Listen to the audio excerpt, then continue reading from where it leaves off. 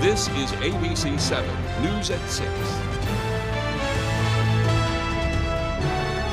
Good evening, everyone, and thank you for joining us. I'm Peter Dubois. And I'm Beth Jones. First tonight, one person was hospitalized after a fire ripped through a home in Troy this afternoon. Our Grace Blanchard was on the scene and has the details. We've got an excavator coming in so we can push over the structures because they're unsafe to enter. Multiple crews spent hours battling heavy flames at a residence along the Barker Road in Troy Wednesday afternoon. There was a fire that started in one of the wood shops and then spread to the house. And the house became fully involved.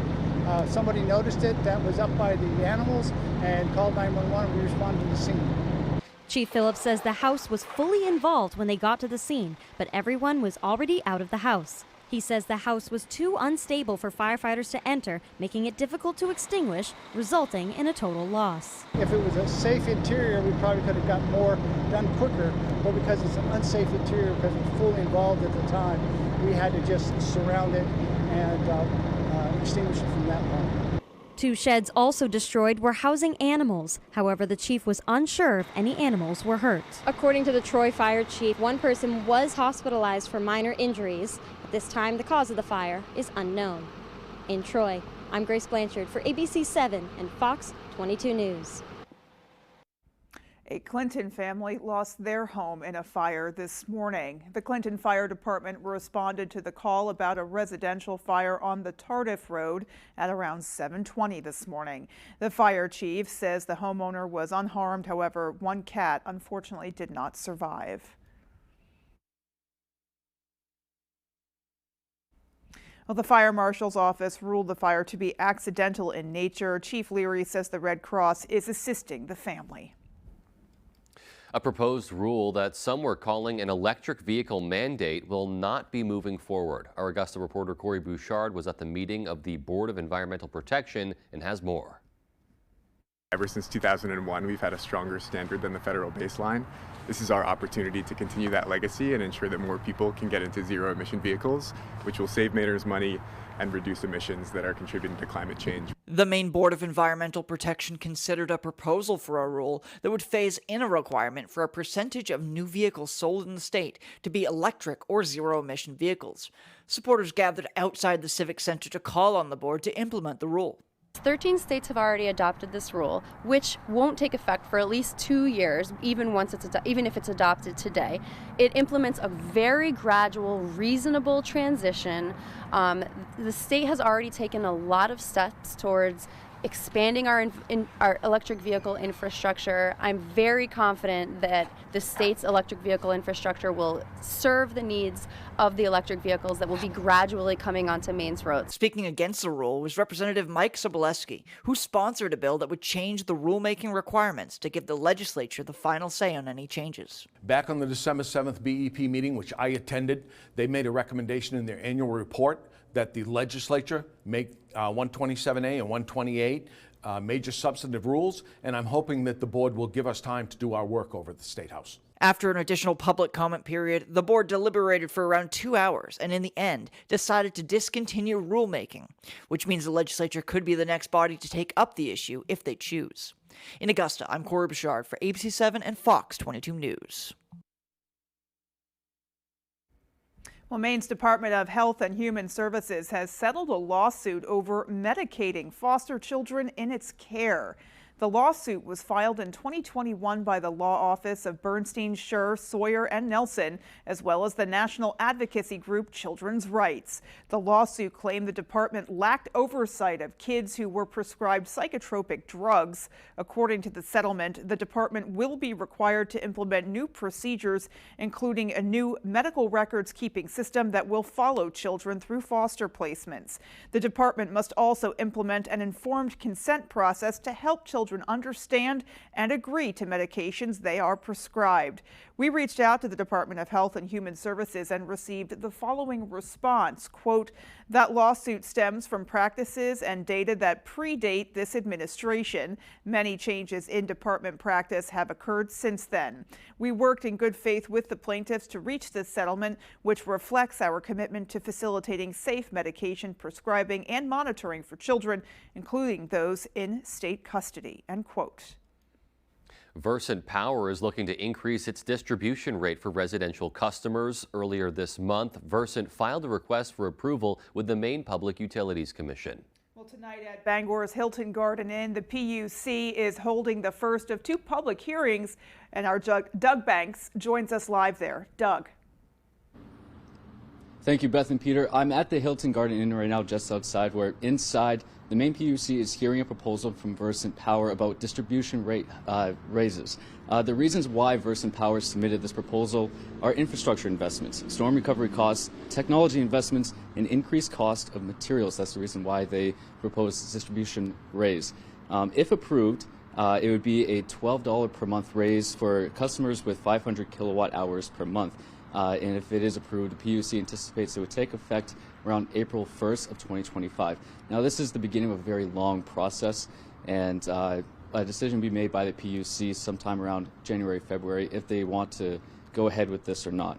One person that I spoke to in the meeting tonight says that they're against this because the reasons why they're raising their distribution rates or why they're proposing it doesn't match the dollar amount and why they should invest. The next meeting was originally supposed to be in Presque Isle, but now it's going to be all virtual. That information and information from tonight's meeting we'll have later tonight and on our website, foxbangor.com. Beth and Peter, back to you in the studio.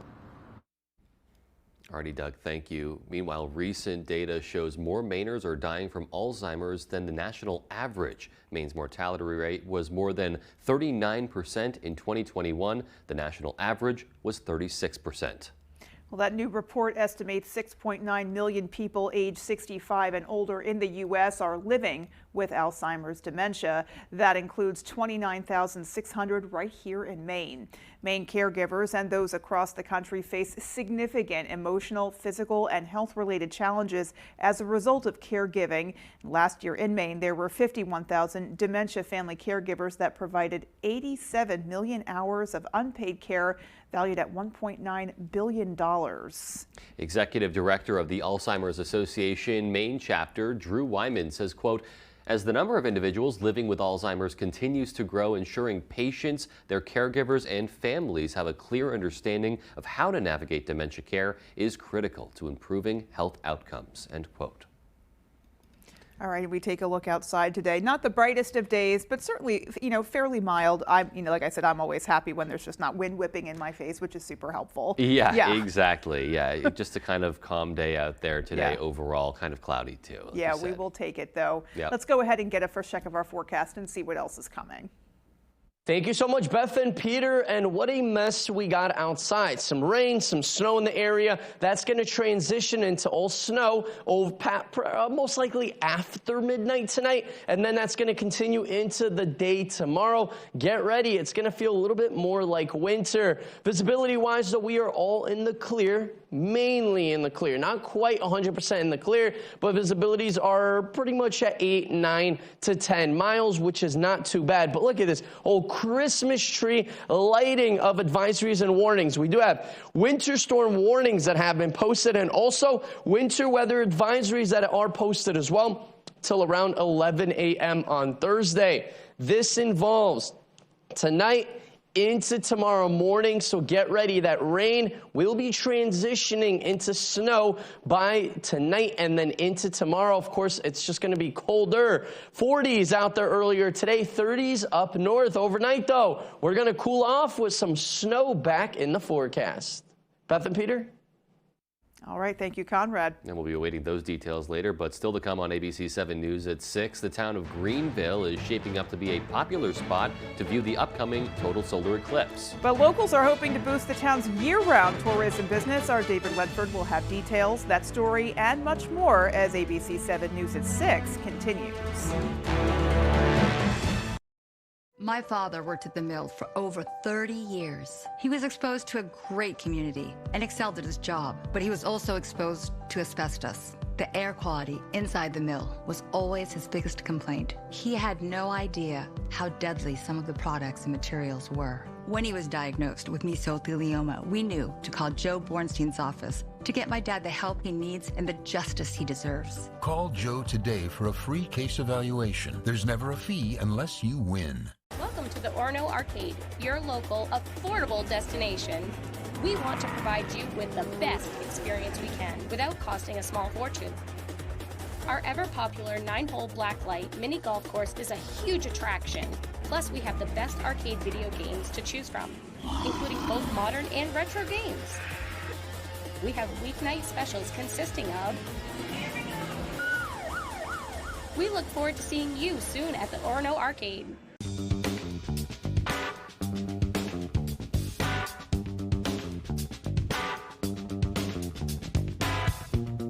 Roto-Rooter has served the greater Bangor area and beyond for 35 years, offering plumbing, hydrojetting, snaking, descaling, video inspection, and grease interceptor cleaning services. For all your residential and commercial clogs, call Roto-Rooter today, 990-1234. And away go troubles down the drain. Roto-Rooter.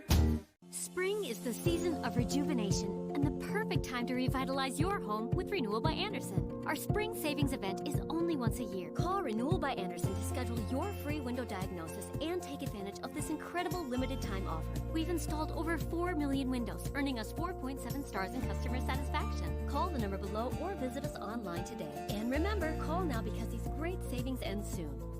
The better way to a better window. Renewal by Andersen. You're watching ABC 7 Bangor.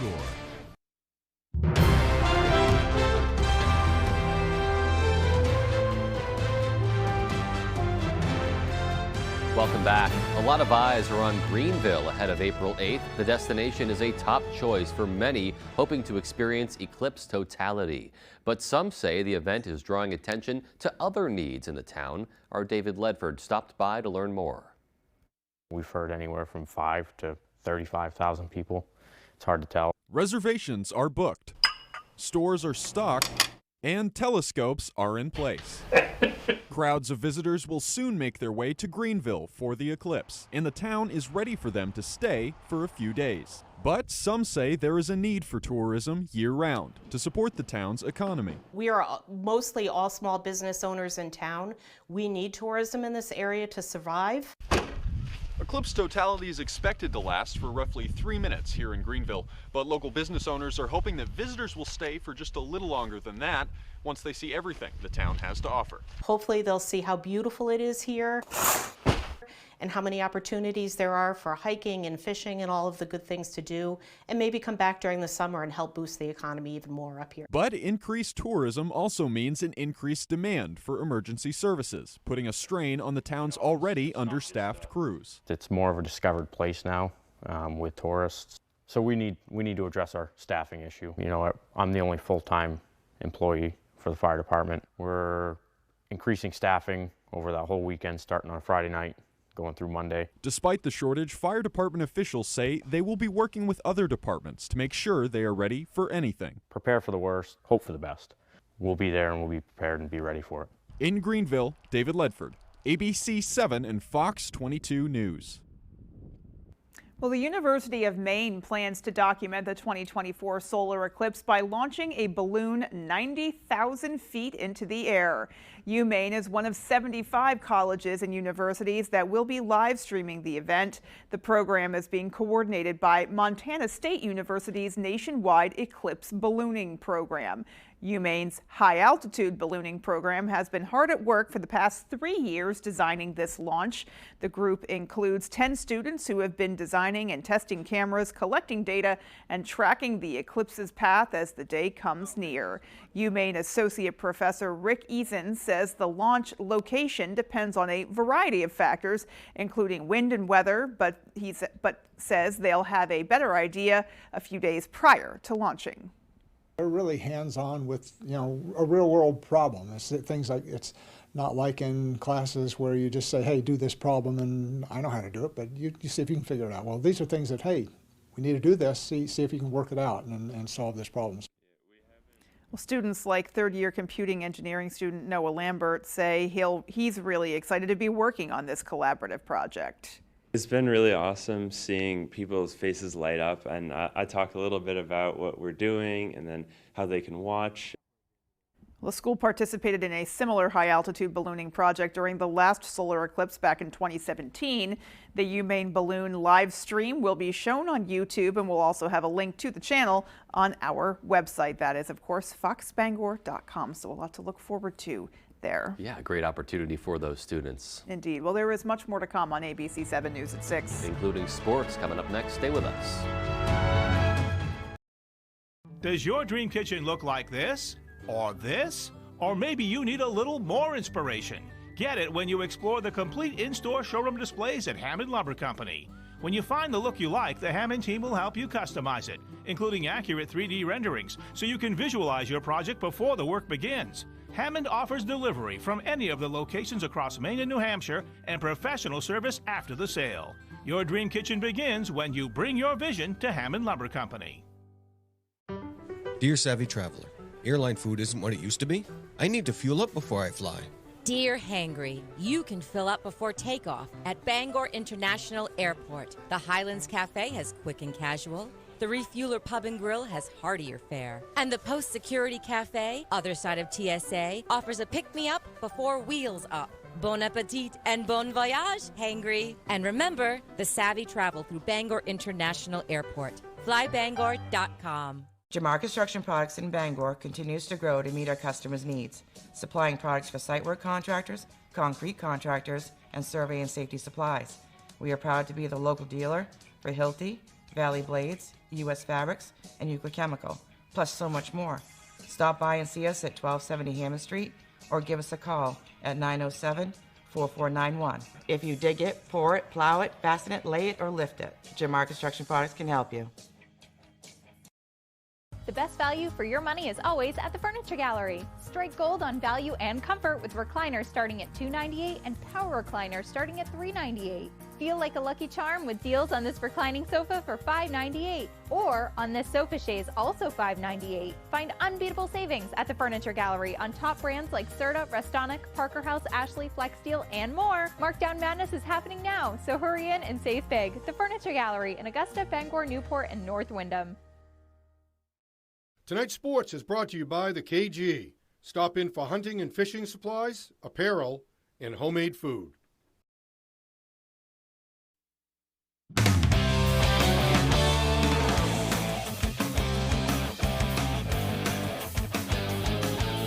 Hey everybody, Ryan Sudol here. Thank you so much for joining us. Maine women's basketball has officially arrived in Columbus for their NCAA tournament matchup against 2-seed Ohio State. Not many are picking the Black Bears to move on, but that just might be to their advantage. Tyler Cruz has more. Go, man.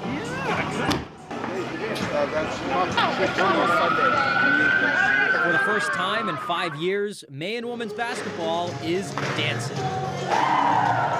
I think as soon as we came back on practice on Monday, it was like our business as usual. We made clear as soon as we started watching film and practicing that we're focused on that, and then outside of basketball, obviously enjoy these things because we earned it, and this is nothing that we'll experience a lot. The Black Bears hitting the road on Wednesday morning for Columbus, Ohio, getting ready for their first round matchup in the NCAA tournament against the 2-seeded Ohio State Buckeyes. I think they're just a great team, obviously. I mean, they're top in the nation in steals, and their press is really great, so we're just handling it piece by piece, working so that we get the best outcome we can.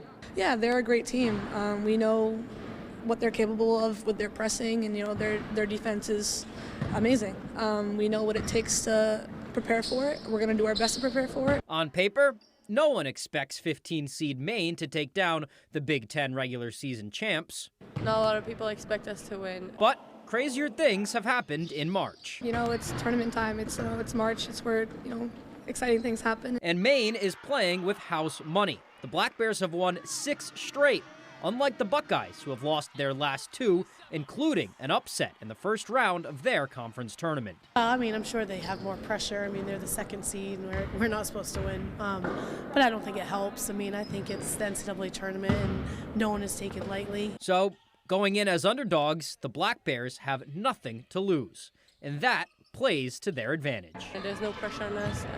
No one is expecting anything from us, so We just have to make sure we believe in each other and we in the circle know that we can do it. Regardless of what happens, Maine's 24-9 season was a spectacular one, and they'll come back to Orono with yet another America East Championship banner hanging in the pit, something they can't take for granted. I spoke a couple weeks ago talking about, really enjoying your success. I think too many times when people are successful, they just take it for granted, or maybe they just kind of think they should do better, but it's hard to be successful, so to take a step back and really enjoy that. From Orono, I'm Tyler Cruz, ABC 7, Fox 22 Sports. Thank you very much, Tyler. Best of luck to them. Let's stay at UMaine now. On the heels of the university announcing details on the upgrades coming to the Alfond Arena building for next hockey season, some upgrades for the fan experience coming along with them. Maine Athletics saying Wednesday that there will be a new lighting system in the Alfond, improved student ticket procedures, and a beer garden, yes, folks, being constructed outside. The garden will be open to all ticket holders 21 years and older as spacing allows. Also being announced are upgrades to the beer garden already at Alfond Stadium, plus student ticket procedure improvements there. The school says that they will continue to consider options for more fan experience upgrades that are set to be announced this summer. All right, that's all the time we have for sports. Here's Conrad Sapinski with your full 5-day forecast. Thank you so much, Ryan. Our Maine weather is brought to you by Diversified Ink Tattoo Studio in Penobscot Plaza in Bangor, providing custom ink by licensed artists for over 20 years. And it does not really feel like winter outside. And where's the snow, right? You got to go up north. You got to go north of Dover-Foxcroft into Greenville, and then north of that to get into some snow on the ground for now. But that will be changing. Look at this counterclockwise rotation across our region. That involves the Midwest and even the upper Midwest. You got Michigan getting in on some snow, even into Wisconsin, Minnesota area. You are in on some snow as well. So it's feeling like winter. Upstate New York, New Hampshire, you're getting in on some snow as well. More intense snow overnight tonight into tomorrow morning. We are talking that rain and snow transitioning into all snow as temperatures start to cool off. That's going to happen mainly after midnight. Continuing by that morning rush tomorrow, not going to be a good morning rush. You want to leave extra early, get ready, and get those brooms ready to dust off your vehicles by tomorrow morning.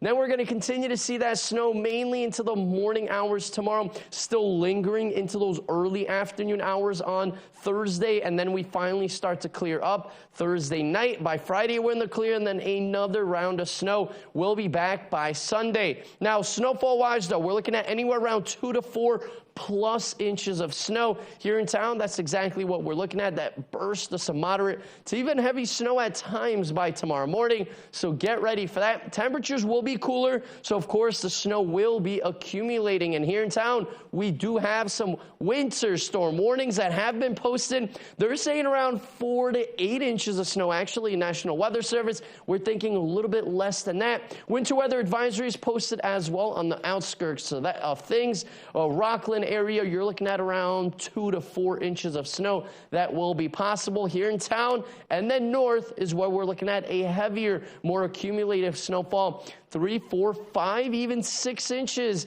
in some spots by tomorrow morning into those afternoon hours. Now, it is a bit breezy, more on the windy end here in town, 15 miles per hour, sustained winds in town, 10 in Rockland, Bar Harbor into Machias, a little bit of a lighter breeze around 5 to 10 miles per hour, wind gusts closer to 15 to 20. Now, it's going to be very, very windy by tomorrow morning, and then throughout the day on Thursday, even into Friday morning, we are looking at very, very gusty winds on the way. Now, our average high temperature, 41. We're going to stay colder than that Thursday into Friday, then by the weekend, a little bit cooler. Tonight, though, mid-20s outside, rain changing over to snow. For tomorrow, though, temperatures around freezing, snow and wind in the area. The west wind gusting around 40 miles per hour. Our extended forecast outlook does show more chances of rain and snow arriving Saturday into Sunday. Beth and Peter? Old Man Winter not quite done with us yet. Yeah, I had a feeling this would happen. He tends to overstay. Yeah, exactly. He does. Yeah. All right, well, there is still more to come. Stay with us. Are your gutters weighed down by debris causing them to sag and overflow? I'm Tony Hafford with TC Hafford Basement Systems. Clogged gutters lead to costly repairs for your home. So skip the cleaning and stop the clogs with Gutter Shutter. Gutter Shutter, the world's best gutter, is a high-performance gutter with a lifetime no-clog guarantee. Stop the clutter, get Gutter Shutter. Call TC Hafford Basement Systems today for all things basementy. Transform your surroundings with Paramount Paving, located in Bangor. They are your paving and seal coating experts.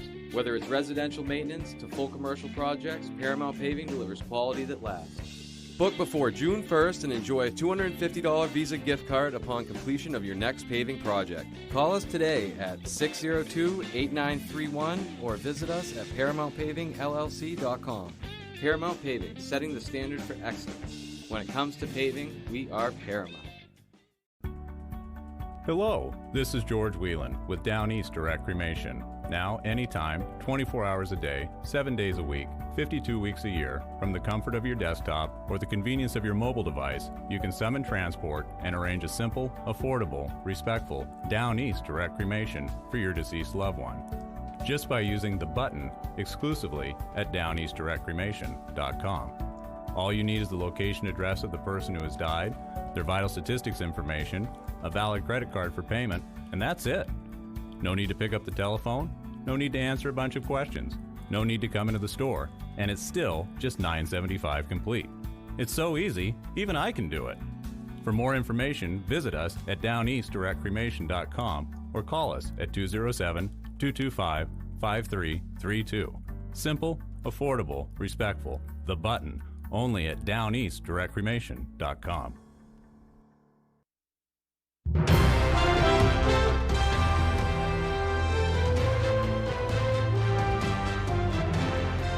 Down East Salmon Federation's mission is to help restore fish to the rivers of Maine. After smelts became an endangered species, they worked to get rid of the Pleasant River Dam 10 years ago and have since seen the smelt population grow. The organization is hosting a fundraiser to continue growing that smelt population and keeping Pleasant River clean. Our Matthew Jurancic has that story. Preparations are underway for the 21st annual smelt fry put on by the Down East Salmon Federation. So we need to catch about 800 pounds of smelt, and we'll do that in the next few weeks. Those will go into the freezer. We'll have 300 or 400 pounds of smelt clean, ready to go for April 27th.